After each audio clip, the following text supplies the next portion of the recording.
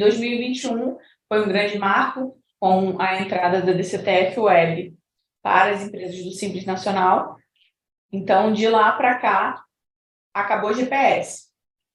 No entanto, no aspecto trabalhista, a GFIP ela ainda continua sendo transmitida com o código 650, que é justamente por conta da reclamatória trabalhista.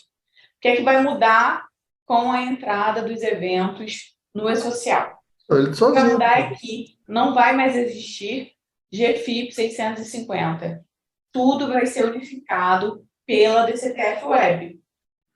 E é nesse momento em que há necessidade de uma unificação e padronização de processos. Que hoje, se a empresa ela recebe uma reclamatória, alguma situação, o processo tramita e não necessariamente isso tem algum reflexo no DP, na folha, em alguma informação. Varia muito. E com a entrada no e-social, é isso que vai unificar. Então, todo o processo, todo o trânsito em julgado, a partir de 1º de julho, vai precisar vir para o e-social. E o motivo da Fabiana participar com a gente hoje é para a gente esclarecer em que momento em que os advogados obterão essa informação, repassarão para as empresas e a gente recebe para poder transmitir. Porque, lembrando, de uma forma generalizada, a transmissão ela vai continuar obedecendo o prazo da DCTF Web, que é o dia 15 do mês subsequente. Então, para a gente delimitar o campo de atuação aí desse processo, teve uma decisão, a empresa foi condenada, já tem valor. Aí, Fabiana, é um item que a gente sempre tem dúvida. Exato. Em que momento que é definido o valor, em que momento em que a empresa de fato foi condenada, ou se não houver condenação, como foi comprovado que, por exemplo, não é devido a algum pagamento, como é que funciona nessa parte do processo? Então, de acordo com o que vem informando ali, para ser lançado como evento, eles colocam ali alguns itens, né? O primeiro ali é a sentença líquida, né? O trânsito em julgado da sentença líquida. E o que é isso? Nessa primeira fase do processo, né, normalmente se marca uma audiência, e ali vem logo depois a sentença, e no momento dessa sentença o juiz pode liquidar os valores ou não, ou seja, ele vai fazer uma condenação da empresa, né, se for procedente a ação, ele vai julgar a empresa, vai julgar no processo os pedidos e vai fazer uma liquidação certa, vai colocar horas extras no valor de 3 mil já atualizado, 13º com o valor já atualizado. Na verdade, não é ele, né? É o contador da vara. Porque a sentença ela pode ser líquida quando ela vem acompanhada dos cálculos da contadoria da vara, e ali, ao final da sentença, vai ser estipulado o valor de condenação exato, com todos os centavos e as custas, e essa vai ser uma sentença líquida. Ou o juiz tem também a opção de não liquidar essa sentença, ele arbitra um valor. Não necessariamente aquele valor de horas extras vai corresponder ao que efetivamente a pessoa tem direito já com a atualização e juros. Então, ele pode, de uma forma mais simples, a lei permite isso, proferir uma sentença sem que ela seja líquida. E aí ele vai arbitrar uma condenação do entendimento dele, vai fazer um cálculo aproximado e colocar lá que o valor da condenação total é de 8 mil, sendo 2 mil a título de horas extras, 3 mil de férias, enfim. E ali não vai ser uma sentença líquida. Isso não tem ali na previsão, óbvio, porque como ela não é líquida, os valores não são certos, vocês não vão ser obrigados a transmitir, né, esses eventos para o e-social, até porque isso pode ser modificado. E aí, não são vocês que vão ver isso, o advogado tem que ter, vocês precisam, né, a empresa precisa passar para os advogados, né, essa responsabilidade de informar.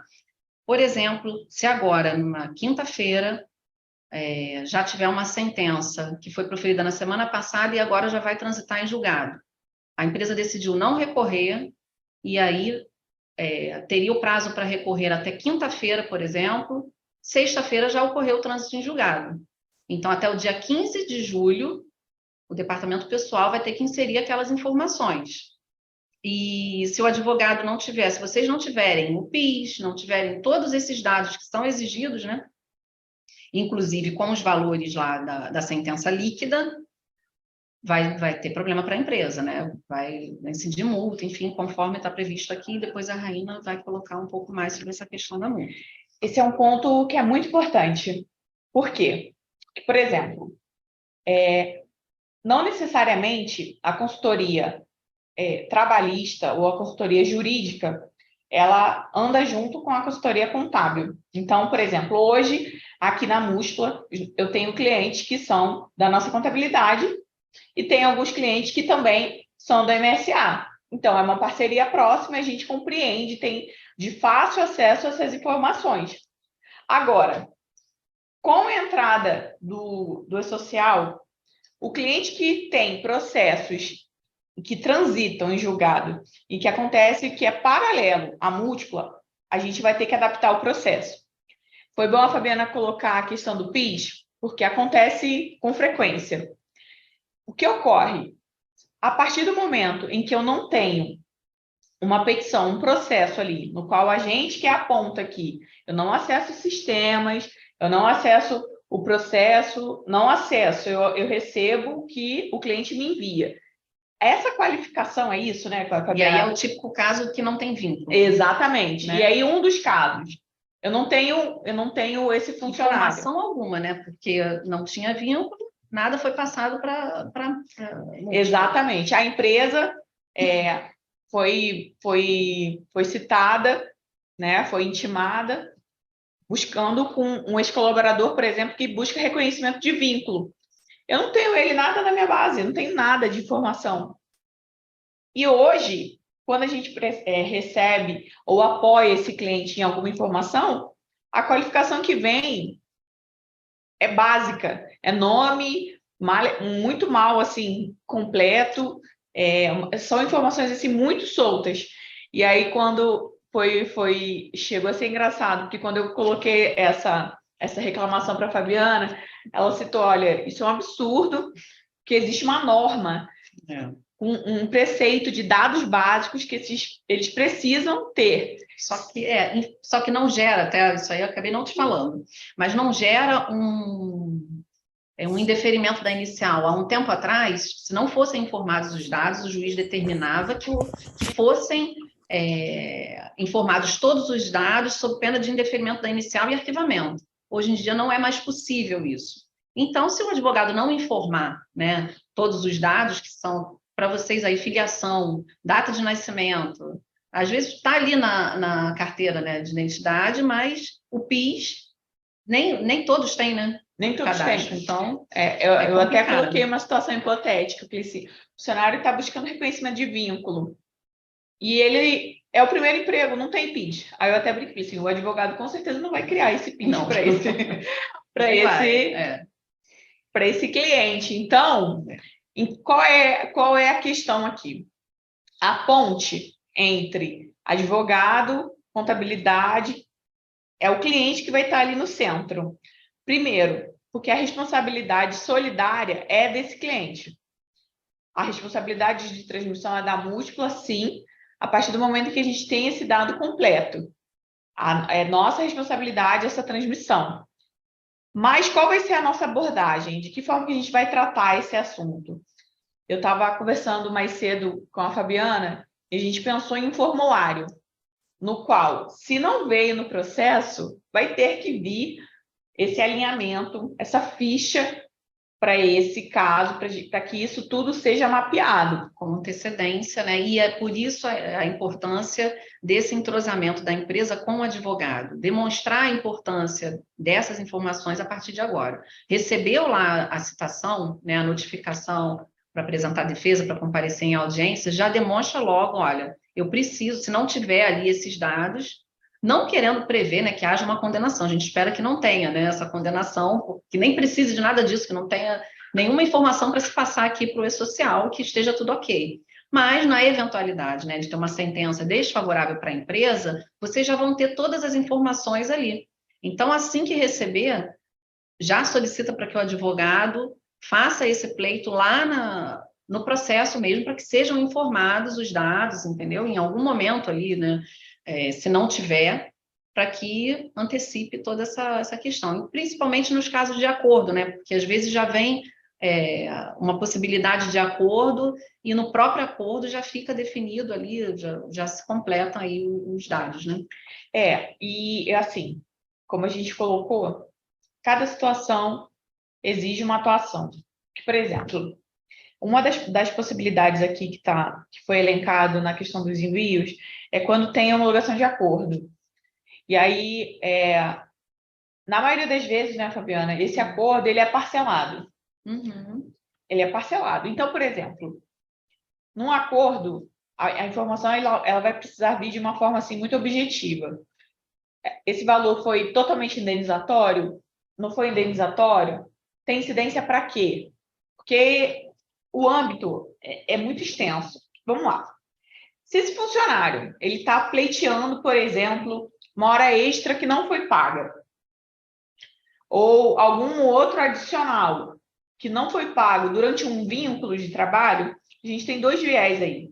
Se em alguma situação for gerado um acordo no qual essas rúbricas elas sejam totalmente indenizatórias, não sei, pode acontecer. Pode. Esse acordo ele vai ter um viés para o E-Social. A gente vai precisar estar informando a quantidade de parcelas e como isso tudo, qual é a incidência. Por quê? Porque a gente precisa, não pode esquecer, qual é a intenção do governo com essa unificação? A arrecadação, a unificação de arrecadação. Por exemplo, se eu tiver um pagamento fora da DCTF Web, fica numa esfera que exige uma fiscalização ali distinta. A partir do momento em que eu consigo unificar tudo, é mais fácil de controlar, é mais fácil de acompanhar.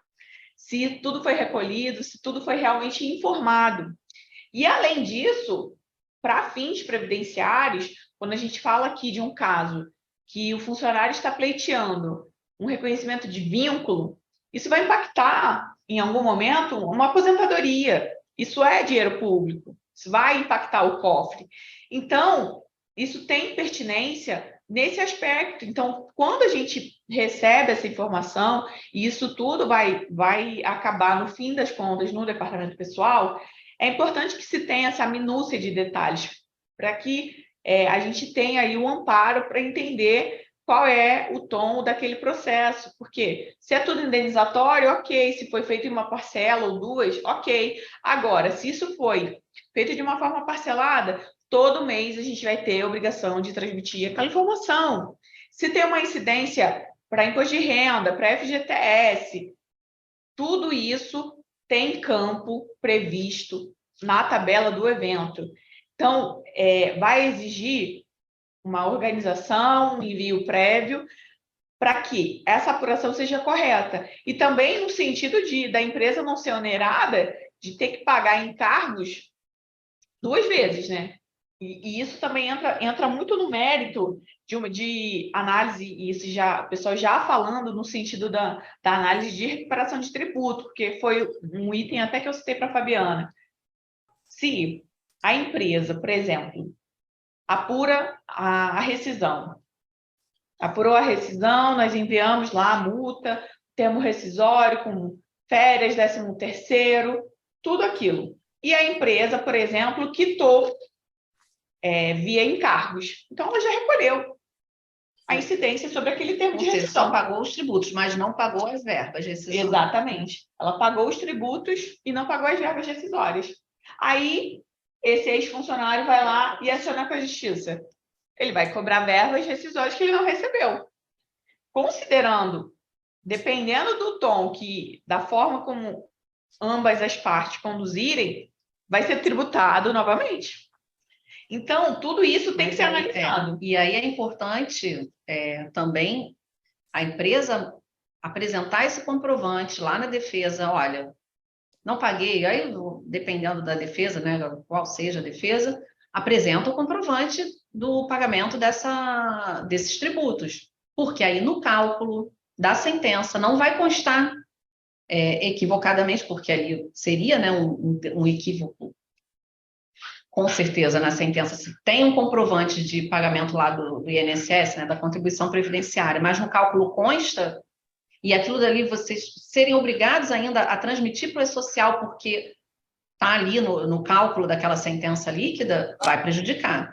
Mas aí, se naquela sentença tiver esse cálculo equivocado, o advogado apresentar um recurso que se chama embargo de declaração para que o juiz esclareça, não, olha só, eu apresentei lá na defesa, com a defesa, o comprovante de pagamento, exclui isso daqui, que senão eu vou pagar 2 vezes por causa do E-Social, porque nem todo mundo está ligado nessa... Isso aqui é muito de DP. Então, o advogado ainda não está familiarizado com isso, e muito menos a justiça, por incrível que pareça. As ações deveriam, né, já estar entrosadas a justiça, e aqui nesse aspecto, para que obrigassem, já no momento da distribuição da ação, apresentar todos os dados como o PIS, e nesse caso daí, na sentença, já constar o valor que foi pago lá atrás, né, de tributo, deduzir esse valor e não apresentar no cálculo, enfim. Tudo isso eu acho que vai ser ainda uma questão de amadurecimento mesmo, e a gente vai... De adaptação, né?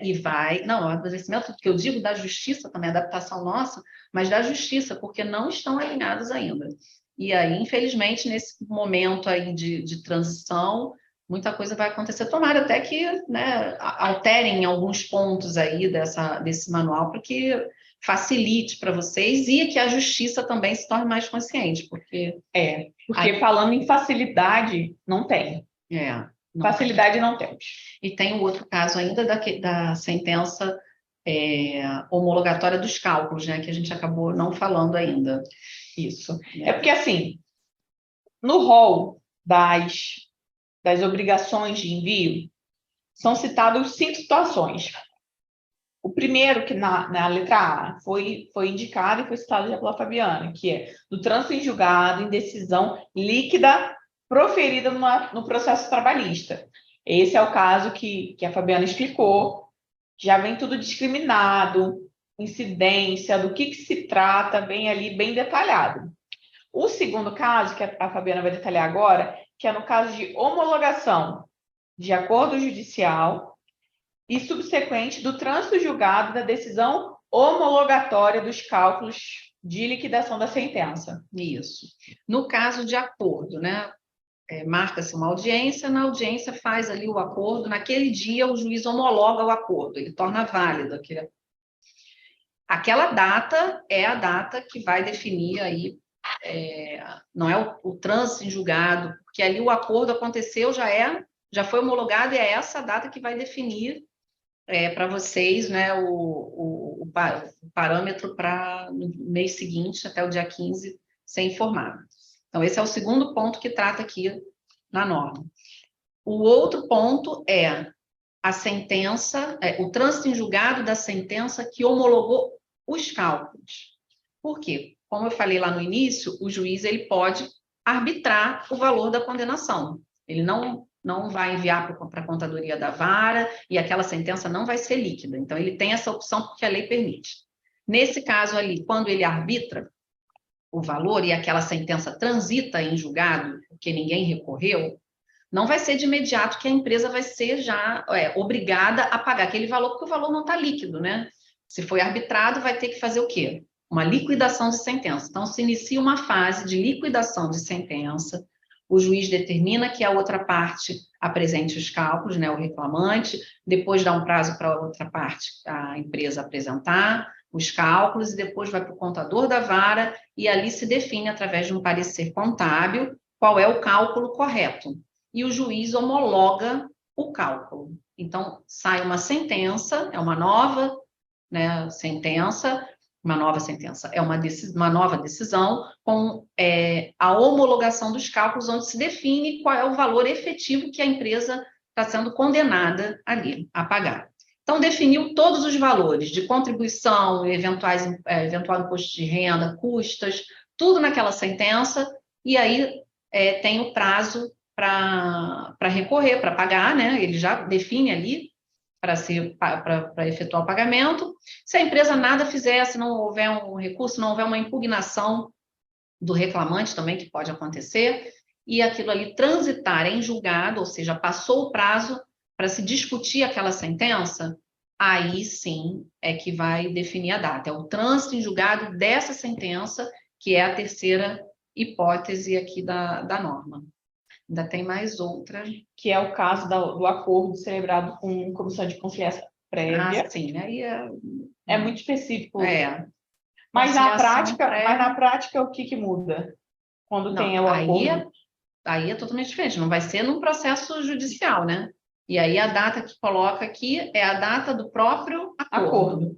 Porque não se fala em trânsito em julgado, não é processo judicial, e aí é um acordo feito ali via sindicato, né? Que é totalmente diferente do processo judicial. Certo. E a gente até comentou ontem que não veio uma situação explícita aqui, que não são os casos de acordo extrajudicial, né? Não tá elencado. E aí eu entendo que a validade é a do... O caso é o mesmo do acordo judicial, né? Que com a reforma veio aquela possibilidade das partes fazerem um acordo extrajudicial e levarem isso para o juiz homologar. Inclusive, na MSA a gente faz bastante.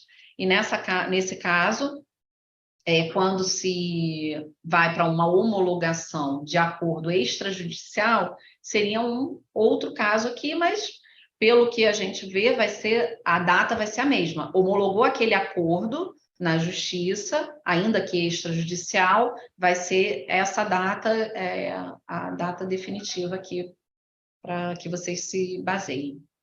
Então, tudo é um detalhamento muito técnico, né?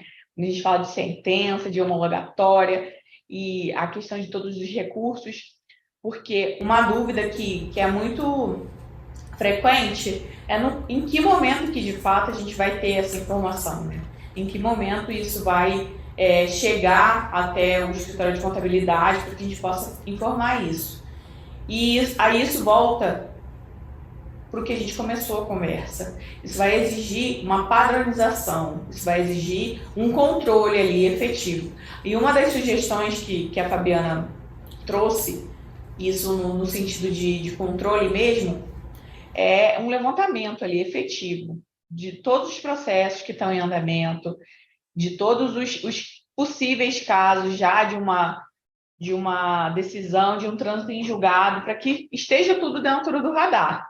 E assim, reforçando, tudo que aconteceu até junho não impacta a nossa rotina, não vai precisar ir para a social.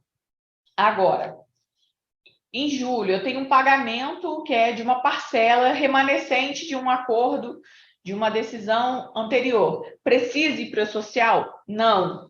O que vai precisar constar no social, a partir de 15 de agosto, são datas, são processos com trânsito em julgado em julho, até 31 de julho. E isso vai precisar constar até dia 15 de agosto. E eu falo 15 de uma forma generalizada, mas a gente sabe também que isso também se antecipa. Se acontecer 15 ocorrer um sábado, domingo, vai precisar ser antecipado também, né? Então, essa relação do cliente com a múltipla vai precisar estar muito estreita ali para alinhamento de processo. Que tudo no social tem prazo. O envio das reclamatórias também tem prazo. E para que a gente consiga organizar todo esse fluxo, esse alinhamento e padronização do processo, ele vai estar sendo informado e mapeado, porque, de fato, a gente vai adaptando conforme a necessidade. Eu costumo dizer que 2023, assim como já a pandemia, foi um marco para quem trabalha com departamento pessoal. A pandemia revolucionou algumas relações, algumas formas de execução de trabalho, medidas que nunca tinham sido utilizadas, como suspensão e acordo, e eu gosto de reforçar e de lembrar esses casos, até aproveitando a Fabiana aqui, porque na época da pandemia, quando ainda não havia normatização, por exemplo, na época de férias e 13º, a Fabiana, assim, com o histórico dela, com todo o conhecimento da área trabalhista, ela foi muito taxativa e segura ao nos informar, orientar, e a gente orientou isso para esse cliente, para os clientes também. Assim, seguro que se isso precisasse de algum apoio jurídico, ela estaria ali para sustentar. Foi um grande desafio para todos, né? Todos. E isso foi no sentido do reflexo na época de férias e 13º. A Fabiana foi muito taxativa, Raína, olha, não faz sentido entrar na contagem. Na época, isso não constava, por exemplo, nas medidas provisórias. Tempos depois, quando isso foi normatizado, ela falou assim, não te falei? Eu te avisei, não faria sentido. Então, eu posso falar assim com propriedade que o amparo que a gente tem aqui hoje da nossa área trabalhista, jurídica trabalhista, com a Fabiana e com toda a equipe, ela tem um conhecimento assim técnico específico assim efetivo, sabe? E então a gente tem segurança para afirmar a conduta para alguns procedimentos. Nesse caso do E-Social, em maio a gente teve a unificação do imposto de renda, teve mudança de tabela, mudança de INSS, mudança de IR. Julho, a gente achou que voou, né? Porque ia iniciar em abril, postergou para que houvesse essa adaptação, esse estudo, e foi alterado para julho. E ainda assim, parece que a gente ainda fica com a sensação que está faltando informação. A gente para, relê e revisa, tenta para poder compilar o máximo de informação. Então, o que a gente tem para reforçar aqui hoje é, primeiro, que isso é muito importante, isso é muito urgente, isso é muito grave, porque essa informação, a partir do momento em que ela não gerar uma informação correta no prazo, ela pode ter sanções. Raína, hoje já tem uma multa efetiva?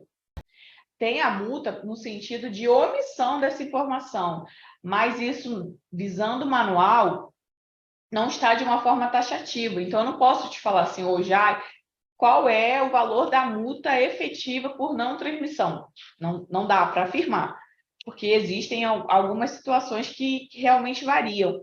Até porque, como eu coloquei, por exemplo, a tratativa de um funcionário que está pleiteando um vínculo é diferente de um funcionário que já está na base, já foi colaborador, e agora ele está ali pleiteando. Porque, para vocês terem uma ideia, o sistema eles já estão sendo adaptado de uma forma que, se esse funcionário estiver reclamando hora extra, por exemplo, de todo o vínculo dele, todo período de folha vai precisar ser reaberto. Então, a gente vai precisar retificar todo o período. Então, o tratamento ele vai variar, de fato, com cada processo. Paralelo a isso, o funcionário que pleiteia, por exemplo, a troca de vínculo, eu era autônomo e agora eu estou buscando para ter o reconhecimento como empregado, o tratamento vai ser outro. Então, tudo isso vai ter que ser analisado, mas sempre entendendo a responsabilidade dos advogados, responsabilidade do empresário, a responsabilidade da gente aqui com essa transmissão. A gente não está aqui transferindo responsabilidade desse processo. A gente está aqui para apoiar e unificar essa informação. Mas tem informações que só o advogado tem acesso, por exemplo. Eu até perguntei para a Fabiana, e eu acho que isso é importante que seja reforçado. Como é que esses advogados, eles sabem da decisão, finalizou o processo, já tem trânsito em julgado, como que todos eles recebem publicação, seja por e-mail, ninguém fica consultando o processo diariamente para ver se sai uma sentença.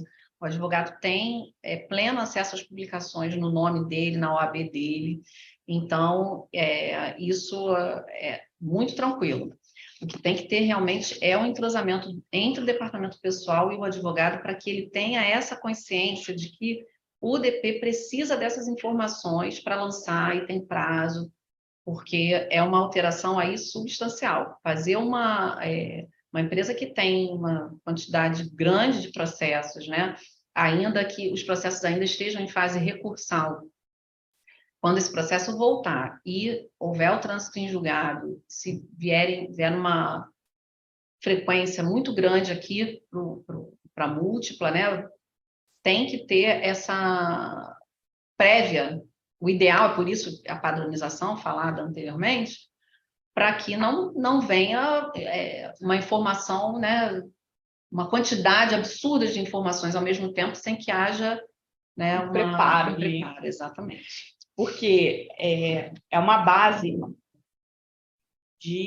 extensa de clientes, né?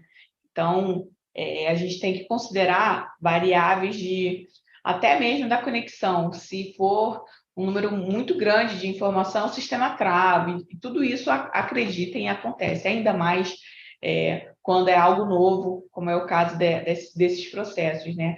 Antigamente, não tão distante, já se havia o envio dos processos administrativos, processos de recurso do FAP, enfim. Então, já havia essa transmissão. Mas a partir do momento em que esse processo ele entra com toda a minúcia que é exigido, faz com que haja uma adaptação do sistema de folha para carregar tudo isso. Então, por exemplo, um dos pontos é que se esse funcionário ele tiver feito uma reclamatória trabalhista pedindo vínculo, esse vínculo vai ser informado no e-social e vai constar na carteira de trabalho digital. Tá, e qual é o impacto disso? O impacto disso é que vai estar um possível empregador vai saber que aquele vínculo foi mediante processo de reclamatória trabalhista. E aí isso é um viés bem delicado, né? Delicado porque é direito, foi reconhecido o direito daquele colaborador, mas se cria um estigma também dessa informação. Porque, apesar da carteira digital já ser um mecanismo novo para algumas funções, as pessoas necessitam saber se tem experiência, se tem algum tipo de vivência anterior. E aí isso vai estar sendo lá demonstrado. Na prática, com a informação, por exemplo, na GFIP, era algo que era um pouco mais, assim, oculto, né? Então, a empresa emite essa informação na GFIP, transmite... Eu acredito que isso ainda vai ser objeto de discussão, mas vamos aguardar aí os próximos capítulos, porque é muito delicado. Ao mesmo tempo que, de fato, consolida esse direito, mas há uma exposição também efetiva. Porque, por exemplo, já aconteceram casos em que se pediu um vínculo trabalhista, mas o processo não foi feito de uma forma assim completa, coesa. Essa informação não foi para a Previdência Social e ele está lá buscando essa informação, esse recolhimento que não foi feito na época. Sim. Então, eu acredito que, de fato, tem mais que vem para bem, mas é uma exposição também que tem que ser analisada. E isso também no viés empresa, né? Porque se a gente considerar que cada dia mais todo o processo é muito transparente, é muito exposto, a gente tenta trabalhar da forma mais correta possível. Eu até dei um exemplo à Fabiana, que foi o seguinte: existem sentenças que já vem lá discriminado qual seria o valor a recolher para fins de previdência. O valor do acordo, da decisão foi 10 mil, tem que recolher, sei lá, R$ 400 de GPS, a expressão GPS ainda. Falei assim, hoje no social, a memória de cálculo acontece quase de uma forma automática. Como vai ser? Aí a Fabiana, não estão entrosados. Não há ainda esse alinhamento. Não. Por quê? Se eu tenho hoje, é aquela história da teoria e prática, né? Na prática, o social ele é capaz de apurar a contribuição devida de cada parcela, seja de previdência, seja de imposto de renda. Se eu tenho um valor ali que foi imputado em desacordo, como que vai ficar essa transmissão? Eu acredito até que o sistema deles, né, preveja, nesses casos, né, quando, se for para imputar dados de um processo trabalhista, deve ficar permitido ali transmitir exatamente o que está disposto no cálculo lá da sentença.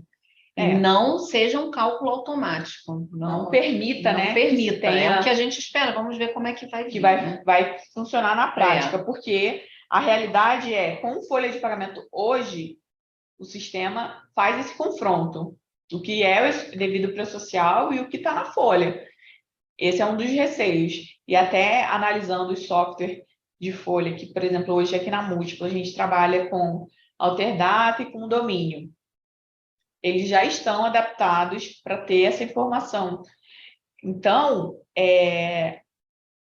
como que vai ficar? A gente só vai saber quando houverem adaptações e o manual já foi atualizado 3 vezes só esse ano, com inclusão de informações, com adaptação de alguns casos, porque é muito complexo e o alcance disso não é interminável, mas é muito extensivo.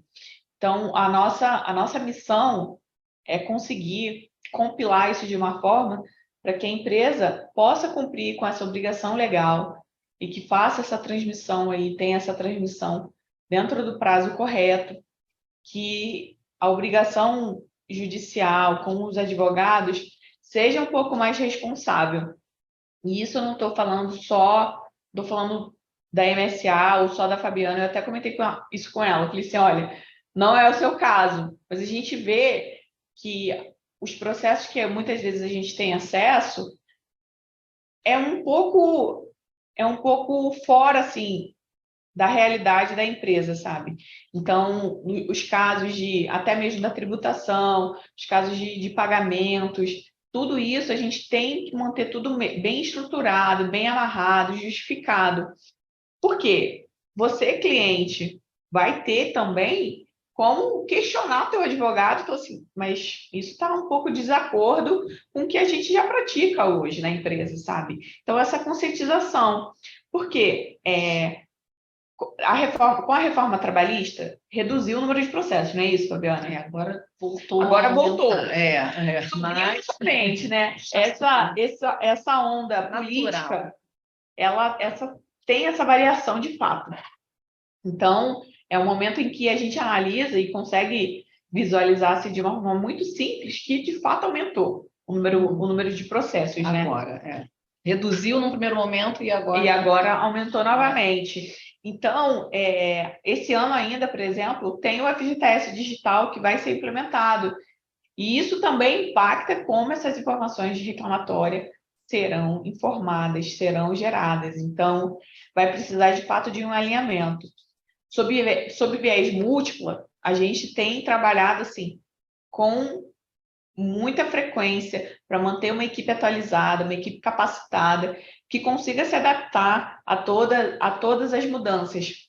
Porque o fisco, o governo, infelizmente, cobra de uma forma taxativa. Então, tem poucas coisas que se tem recurso. Então, é importante que toda a equipe seja estruturada de uma forma a receber essa informação, a instruir de uma forma correta, para evitar qualquer tipo de passivo, né? A gente já tem um país, de uma forma como um todo, com uma carga tributária muito alta. Então, o que a gente puder fazer de uma forma correta vai facilitar com que não se tenha mais aí esse ônus. Fabiana, uma outra coisa que é muito importante que a gente reforça aqui é que, por exemplo, eu perguntei isso antes, mas preciso reforçar. A partir do momento que, ok, transitou em julgado ali, não cabe mais recursos, ponto. Aquilo dali não se volta mais atrás, definiu o pagamento, definiu prazo, acabou, é o que a gente vai aplicar. Na verdade, é o que aí está sendo definido, né? Com o trânsito em julgado, na verdade, aí você acabou entrando numa área que...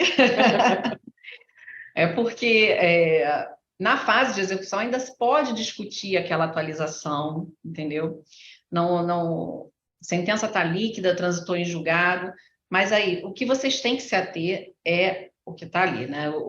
Se você tem essa obrigação de transmitir aqueles dados da sentença que transitou em julgado, a sentença líquida transitada em julgado e da sentença que homologou o cálculo, é isso que vai ser feito.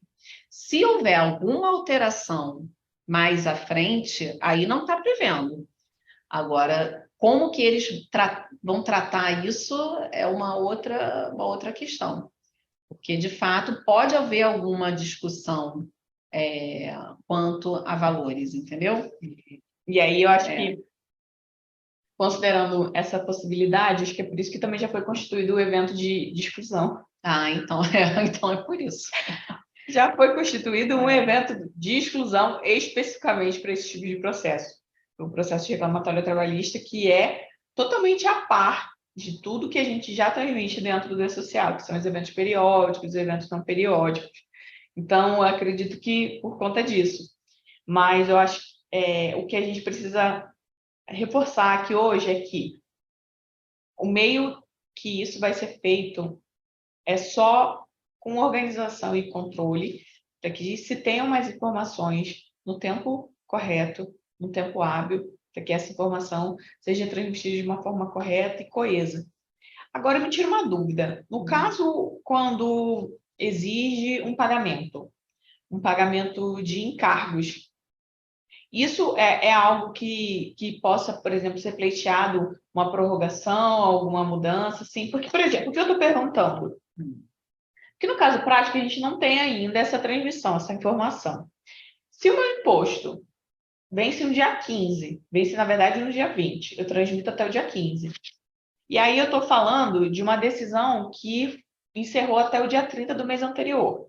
A minha obrigação como empresa é pagar até o dia 20, por exemplo, o DARF previdenciário com imposto de renda. Via processo, já que isso vai estar unificado, há pleito com relação a isso? Inclusive, há uma previsão ali na norma de que ele coloca uma exceção, salvo se houver decisão determinando o pagamento antecipado.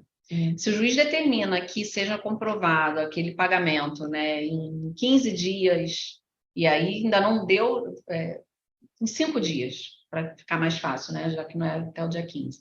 5 dias, e aí vai ser 5 de agosto. Então, vai ter que ser lançado aquilo dali com antecedência. Não tem jeito. Pois é. O que isso significa?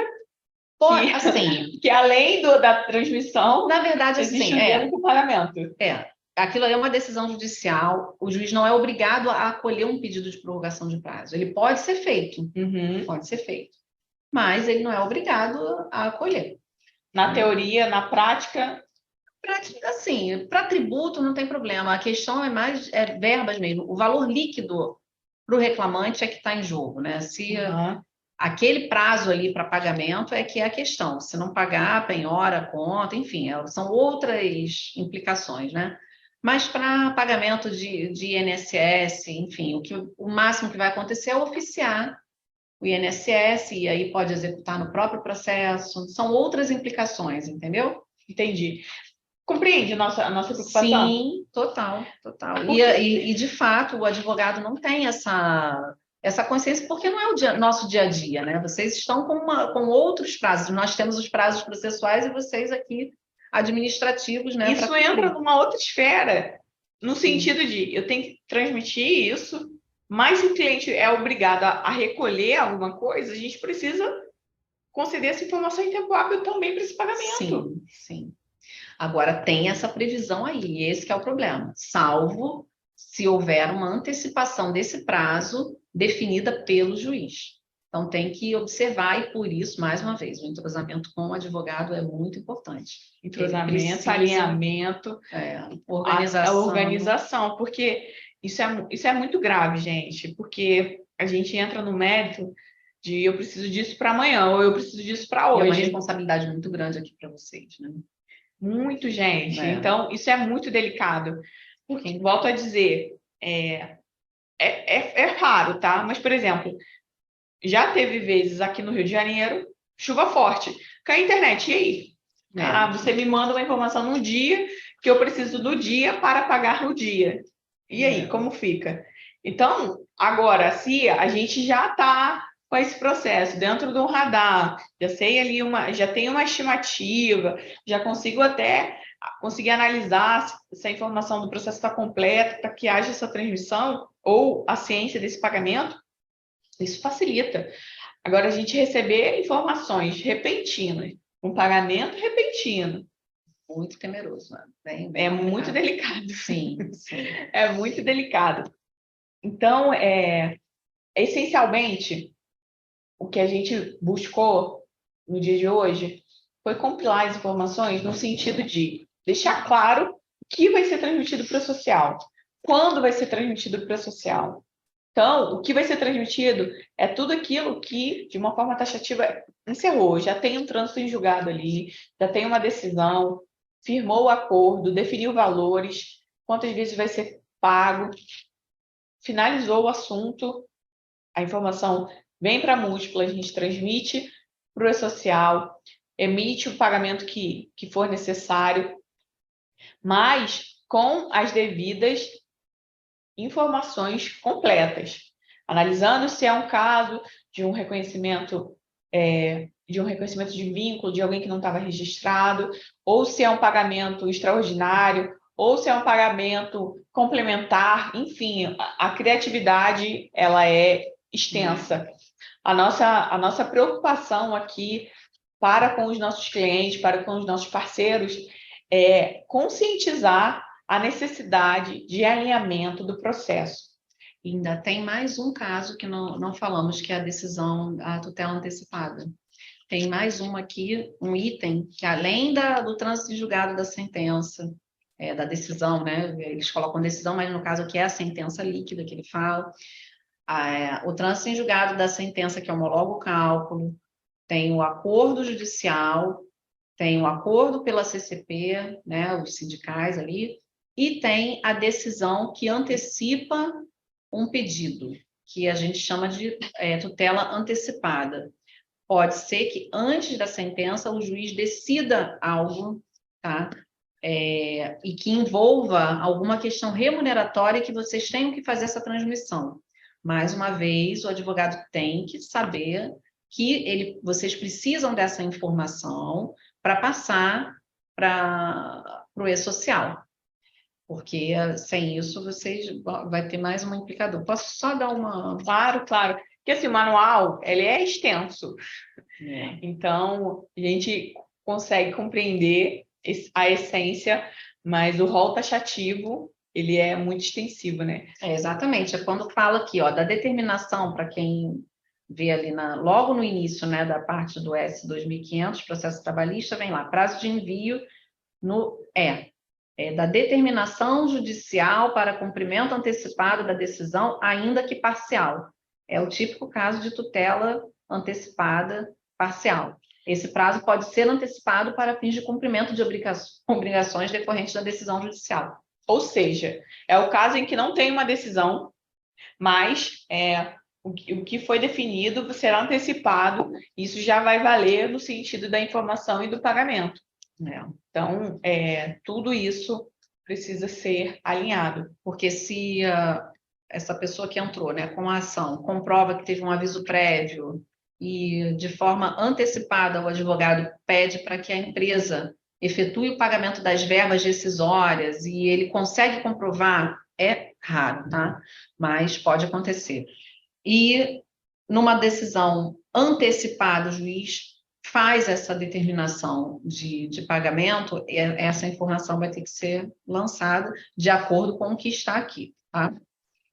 E aí não se fala em publicação da decisão, em nada, é da determinação. A empresa recebeu essa informação, essa intimação, e aí já vai começar a definir o prazo para vocês lançarem isso no e-social. Uma das dúvidas que a gente recebeu aqui, Fabiana, e eu acho que é só para a gente reforçar, foi feito um acordo com esse cliente, né? Não foi reconhecido, mas o pagamento foi parcelado. Não foi reconhecido o vínculo. Não foi reconhecido o vínculo. E quando ocorreu esse pagamento, que finalizou em maio, ele pergunta, não será obrigatório enviar essas informações para o social, certo? Exato, não precisa. E uma outra dúvida que a gente até teve foi, já transitou em julgado, em julho eu ainda tenho pagamento desse acordo, eu preciso enviar isso para o social? Também não. Então, o que vai vigorar para a transmissão no e-social é a partir de julho, e não reflexos em julho. Eu Então, até comecei dando um exemplo agora, né? Quinta-feira, mas aí eu contei com 30 de junho para 1º de julho, né? Já iniciar, isso, mas não, o caso seria, né, se fosse até 31 de julho. exatamente. De 1º a 31 de julho, o que ocorrer nesse período tem que ser transmitido até 15 de agosto. Né? Se ocorrer final de semana, tem que ser antecipado.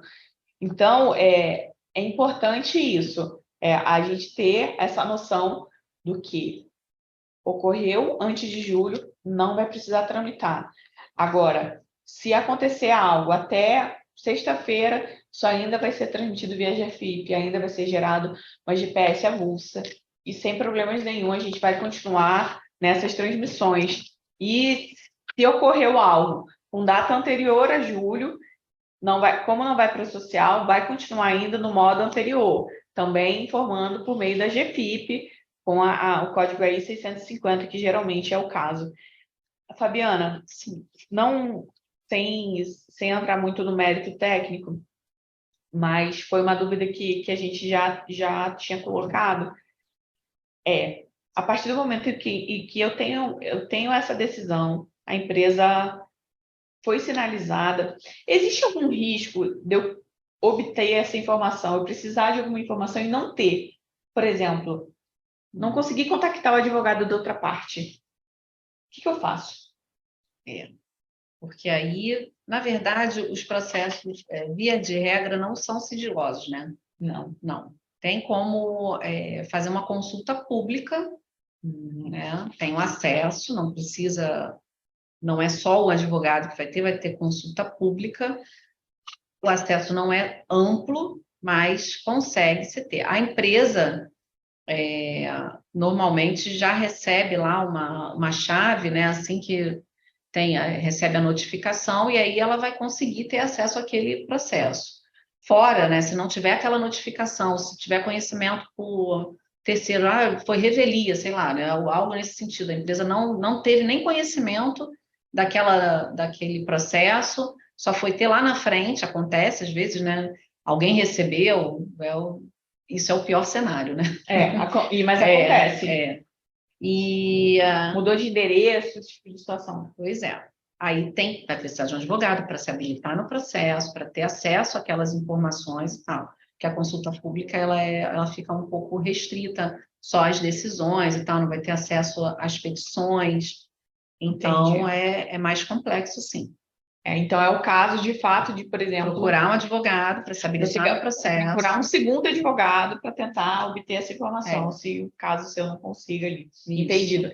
Volto a dizer, tudo isso é por conta desse zelo para com essa informação, né? Exato. Então, a partir do momento em que a gente não tem ali essa base de cadastro para transmitir, fica muito delicado e quase inviável essa transmissão. Entende? O grupo de acesso de informação básica é número do processo, CNPJ do advogado, CNPJ da empresa, enfim.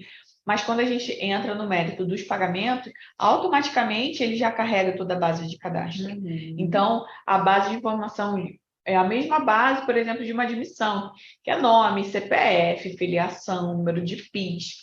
E são informações que nem tudo, até por conta da LGPD, nem tudo é de fácil acesso. Sim. Não tem como descobrir a sua filiação olhando no Google. Então, é uma preocupação que a gente tem.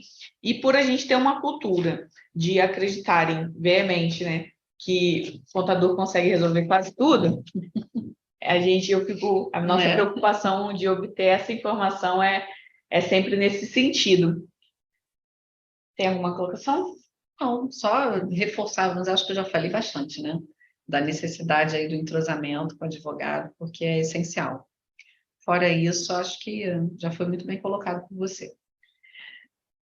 Bom, agradecer a todo mundo, agradecer a Fabiana, que está sempre aqui em apoio. aos nossos pedidos. A intenção da Múltipla é sempre informar e assessorar de melhor forma. A gente tenta, de fato, oferecer as melhores soluções, a melhor consultoria, porque a gente entende a complexidade de todos os dados, de todas as informações. A nossa equipe está capacitada e está qualificada para transmitir, para informar e para melhor assessorar todo mundo que tenha um caso de algum processo, de algum processo trabalhista.